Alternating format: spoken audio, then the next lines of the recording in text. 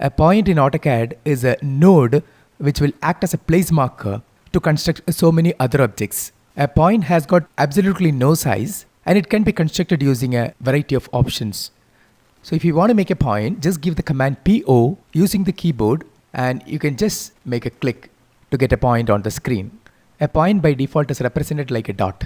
Now I'll right click, repeat point, dot, right click, repeat point, you have got another dot. Likewise, you can plot as many points as you want at the required locations. But this method is not accurate since these points are plotted at random.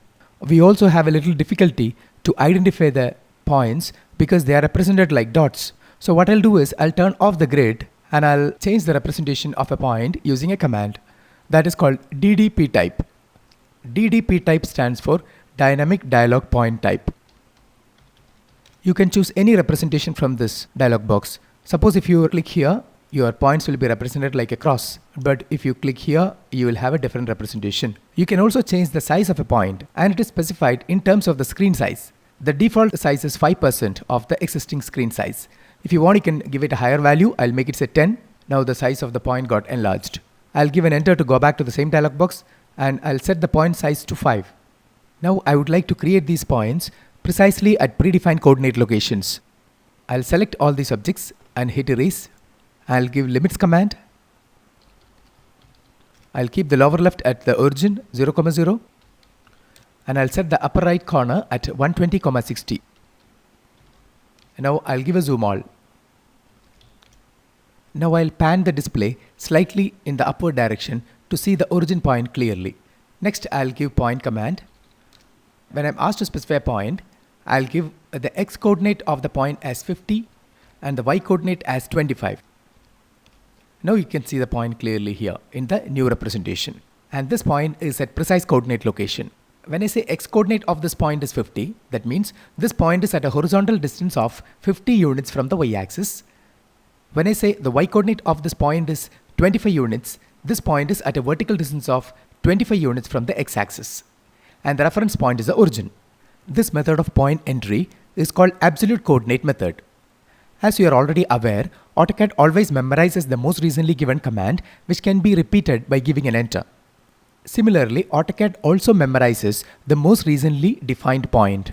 You can get access to this point at any point of time by inputting @ before you enter any other point. Let's see an example. I'll give an enter to repeat the point command. Now when I'm asked to give the point, I'll start with @ symbol. @ will be interpreted by the software as with respect to the last point. Now I'll enter the coordinates. Let it be 30, 20 and enter. Now you can see that this point is plotted with respect to the most recently plotted point, which was this point. So this point is at a horizontal distance of 30 units with respect to the most recently plotted point and at a vertical distance of 20 units with respect to the recently plotted point. And such method of point entry is called relative coordinate entry method. In this method, you can always refer the most recently plotted point to plot the next point simply by inputting @ before the coordinates of the next point. In the next method, we define a point by inputting distance and angle. Distance between the point to be plotted and the reference point, which is the most recently plotted point, and the angle made by the line joining these two points with the x-axis or with the 0 angle. This method of point definition is called polar coordinate method. We have provided the same set of parameters while constructing lines using the dynamic input method. But for a point, dynamic input won't work. Now let's try polar coordinates. I'll just zoom out and pan the screen slightly leftward and I'll give a region command, type RE for region to see the point in the actual size. Next I'll give PO for point. Now when I'm asked to specify a point, I'll give @ because I want to refer the most recently plotted point. Then I'll give a distance. Let it be 45 units. Then I'll type less than sign. Less than indicates the angle. I give 60. Give enter. That point is not visible. It must have gone slightly outside the screen. So I'll just zoom out a bit. Now you can see that this point is at a distance of 45 units with respect to this point. And the line joining these two points makes an angle of 60 degrees with the horizontal. Polar coordinate method can be either relative polar method or absolute polar method. Just now we have used relative polar method in which we have referred the most recently plotted point to plot the next point. That is why we have started with an @ sign. The polar method can also be absolute, in which you directly enter a distance and angle without starting with @ sign. Let's see an example. So I'll give PO for point and I'll enter 30 less than 45.